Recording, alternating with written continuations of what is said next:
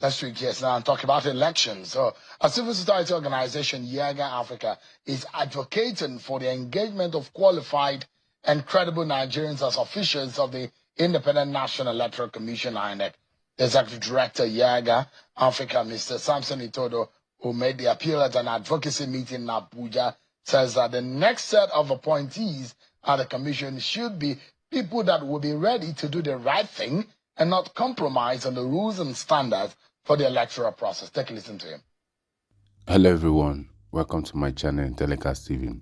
I'm Miro Kangala. You're watching a conversation with Rotimi Oyekemi, the Chief Press Secretary to INEC Chairman. Should Social Democratic Party SDP candidates for the by-election be included? Endeavor to watch to the end. Don't forget to hit that notification bell, subscribe, like, comment, and share your thoughts. Don't miss trending videos. When the president sends his nomination, he's only read on the floor of the Senate, and that is it. Now, the particulars of those individuals are not put up in the public. And so what we are saying is those screening processes should be open. And the National Assembly should publish a public sort of notice on the names and the particulars of those people, and also officially invite people, citizens, to submit memorandum. All the last appointment processes, we've never seen a situation where the National Assembly has invited memorandum. It's been civil society taking the proactive step of submitting memorandum to those people. In fact, all right, then there will be by-elections in about 16 constituencies of 12 states tomorrow and in several parts of the country. But we got some information from INEC saying that INEC has been served with a judgment of the Federal High Court. In the judgment, the commission was ordered to include the Socio-Democratic Party, SDP, and its candidates in the by-elections in 12 states of the Federation. The party did not earlier submit a valid notice for the conduct of primaries for the by-elections. For these, INEC says they were not monitored by the commission. However, in compliance with the judgment, INEC says the names of the candidates submitted manually have now been accepted and published on the INEC website. And the INEC says the party will participate in the by-elections. The commission is now wishing to assure the public that voters in the 12 states that the 11th hour judgment will not affect the election, which will proceed tomorrow, Saturday, 16th August, of August 2025. Let's speak with Rotimi Oyekemi, who is the Chief Press Secretary to the INEC Chairman, who is live for us virtually from in Abuja at the INEC headquarters. Thanks so much, Rotimi, for joining us tonight. Thank you for having me. Good evening. Yeah, I mean, it's an 11th hour decision which INEC had to adhere to. Beyond that, we also know that Labour Party is agitated about their own position, whether which candidates. Did you get the petition or the inquiry from Labour Party too? No. I don't have information about the Labour Party. I only have about the SDP. Okay, so give us an understanding about tomorrow's by-elections. What is the latest that we know from INEC's point of view? Thank you very much. We are ready for the elections. Like you rightly referenced, we are holding the elections in 16 constituencies across 12 states. The elections we hold in 2 senatorial districts, 5 federal constituencies, and 9 state constituencies. We have deployed all the non-sensitive materials, and even the sensitive materials were distributed from the premises of the Central Bank of Nigeria offices in those states. And right now, we are counting down to moving to the polling units tomorrow. And of course, at the headquarters here in Abuja, we are activating a situation room. We are all going to be there to respond to any emergency and to be on top of the game, to monitor what is going on. And I think that we expect a seamless exercise tomorrow. So, as far as tomorrow is concerned, these by-elections are to fill the seats where we've seen vacancies, either those who left to aspire to some other position or those who died in office. But the SDP situation, give us an understanding. So voters who are going out tomorrow to vote in this by-election, what should they look out for? Because when you printed the ballot paper, SDP was not included, were they? And how are you adjusting to that? No. The truth of the matter is that we made provision. We were prepared for this kind of scenario because it's not the first time that we will get an 11-hour judgment such as this. So we were prepared. The SDP will be on the ballot tomorrow. And if voters want to vote for their candidates, they will find them there. But the Labour Party says that they were not able to get access code to upload their candidate. Is Labour Party going to be on the ballot tomorrow too? Well, the issue of Labour Party is in court, and you will have to excuse me. I don't want to comment on that because it will be subjudiced. They've gone to court, actually. But, I mean, in real sense, as of today, as of now, who is the leader of Labour Party? Who is the national chairman of Labour Party as recognized by INEC? That's precisely what I'm saying. These are contentious issues, and they are in court, and we'll meet them in court. So I think we should just wait until the court decides on this matter. So, invariably, INEC does not recognize anyone as the chairman or leader of the Labour Party as we speak. You know, whatever I say here might be taken up against me in court. So I think that when a matter is in court, the best thing is just not to comment, because any comment will be subjudiced. So let's look at what is going on. So, and I'm asking because I'm not asking for the other political parties. I'm asking for the political parties that have some level of controversies and contentions over. So Labour Party 2 will be on the ballot as much as SDP 2 will be there. Well, the truth of the matter is that, like I said, with the benefit of hindsight, we know that it is possible to have the kind of court ruling or judgment like we had in respect of the SDP. So we made preparations for it. So as far as we are concerned, the parties will be on the ballot. But of course, some issues that are in court remain in court, and it is best for us not to comment on such matters at this moment.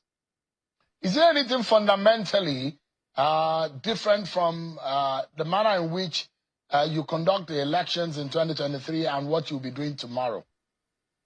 Well, there's an improvement. Of course, in 2023, we met the threshold of substantial compliance, and we deployed our technology. And of course, everybody agreed that the beavers function to the tune of 98%. As far as accreditation of voters was concerned, we didn't have any problem. Of course, tomorrow we are going to deploy the beavers for accreditation at the polling units so that when voters come, if we cannot accredit it through the fingerprints, the first thing is to try the fingerprints. If it doesn't work, then we try the facials. And from all the elections we've been conducting, that has worked almost 400%. And of course, we are better organized now. The logistics have improved greatly. This is like a test case because we have a governorship election in November. And these elections in 12 states, 16 constituencies will also be part of our preparations for the governorship election in Anambra State. So I think we expect to open exactly 8:30 a.m. tomorrow. And voters that come there will have what we call a joyful experience. We don't emphasize any issue at all. So what we're hearing from the Nigerian police force is that the IGP has ordered the restriction of all forms of vehicular movement on roads, waterways, and other forms of transportation from 12 a.m. to 6 p.m. on election day within the affected local government areas, with the exception of those on essential services, including INEC officials, accredited media, and electoral observers, ambulances, responding to medical emergencies and firefighters. And the IGP, in a statement released by Muyiwa Adejobi, has indicated that he has directed deployment of senior officers of the rank of Assistant Inspector General of Police and Commissioners of Police to assist state commissioners of police to ensure proper supervision of the election tomorrow. It does look like, as you are preparing, police is even taking this election as though it's like a general election. Restriction of movement, restriction of vehicular movement has been imposed in those areas ahead of tomorrow. But with the benefit of hindsight, whatever happened tomorrow, I guess that voters might be able to view the result on the IREF, the viewing portal. Is that possible tomorrow? That's possible tomorrow, definitely. All presiding officers will be required to, after the close of poll, and the ballots have been sorted, counted, and results announced, and the figures entered correctly in Form EC8A, which is the polling unit result, the presiding officers are required to snap the picture of the PU result and then upload to the IREF. And of course, by maybe between 3 p.m., 4 p.m., depending on when each constituency concludes, each polling unit concludes, the results will be posted, and Nigerians will have access to see the results as they are live, as they are posted from the various polling units. Let's take a quick break, Ms. Oyekomi, but when we come back, I'd like you to talk to us about the continuous voter registration exercise, which will last for 1 year, and I'm hoping that everyone will be able to go out there and get themselves enlisted on the voting register. You'll tell us more about where, when, how every Nigerian can get registered and probably transfer their voting identity. Rotimi Oyekomi, Chief Press Secretary to INEC Chairman, has been speaking with us on the program. But we do know that INEC has recently announced that a continuous voter registration exercise, which a lot of the time precedes major elections, will now resume on the 18th of August with the online pre-registration. The in-person registration option will follow a week later on the 25th of August 2025. Thereafter, the two processes will continue simultaneously for a year until 30th of August 2026. So everyone have the opportunity of 1 year to be able to do that. But don't forget that the pre-registration, which is the online, will happen for about a week from Monday till 25th of Monday, 18th August to 25th of August. So you can go to INEC address, the CVR site, where you can get a live locator, the cvr.inecnigeria.org/locator. But let's allow Rotimi to give us more information. It's interesting that this is happening. There are a lot of people who are saying, do we really need to have a voter card? Any other cards can suffice. But now the law says we need a voter card. This CVR, what more do you want to tell us tonight? Well, let me quickly correct an impression. You said that the online registration will start next Monday and it will be for a week. No, it won't be for a week. It will operate side by side with the in-registration, which we're going to start on the 25th of August. So it depends on what an individual prefers. If you prefer to go online to register, you can do so. But if you don't want to have anything to do with online registration, and you prefer to go to one of the designated centers, you're also free to do so. And it will operate towards 2026 for 1 whole year. Of course, we are prepared. All the necessary logistics have been put in place.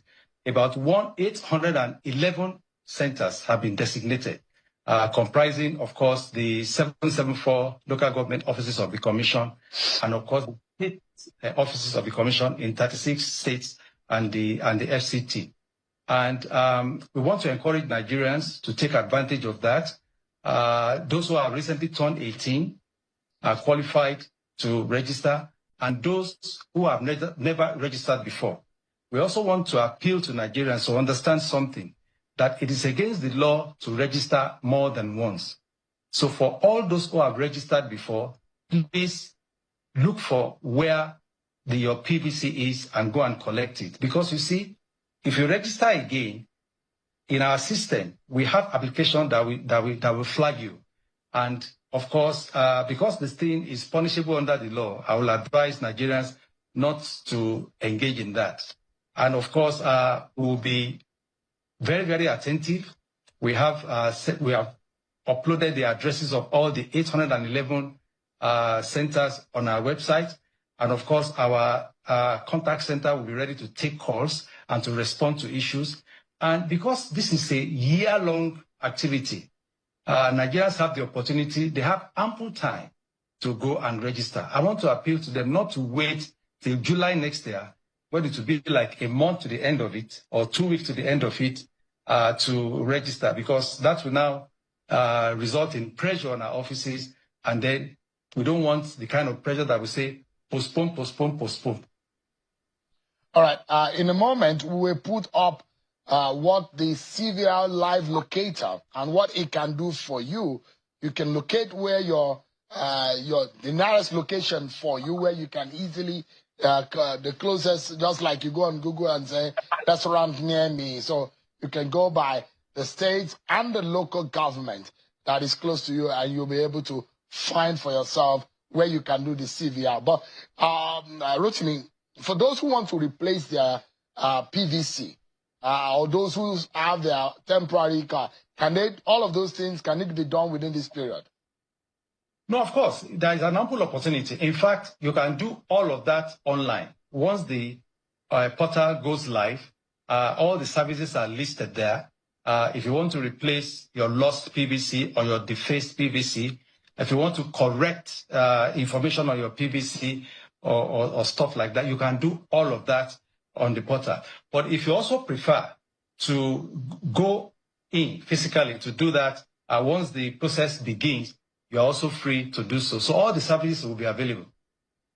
So in all of these, this is in preparation for the 2027 election, largely, right? Right. But in the states where we are having off-cycle elections, we're going to have in Ekiti, in Anambra, CVR is going to, is going to be special, isn't it? Or it's going to be part of it? Well, for Anambra, we actually conducted CVR there, before this one that is about to start. And normally it's in our character to conduct CVR in states where we are having off-season governorship election. But as it is, this exercise that we're about to begin next Monday is going to run for a year. And of course, since it's running for Ekiti and Osun, depending on the dates, we may not need to conduct state if it falls within the general one, and everybody will be able to take advantage of it. Thank you. Rotimi Oyekomi, CPS2 INEC chairman. Thank you so much indeed for your time today. Thank you for having me. And that's our show for today, everyone. Many thanks for watching. I'm Sure Kimale. God bless Nigeria.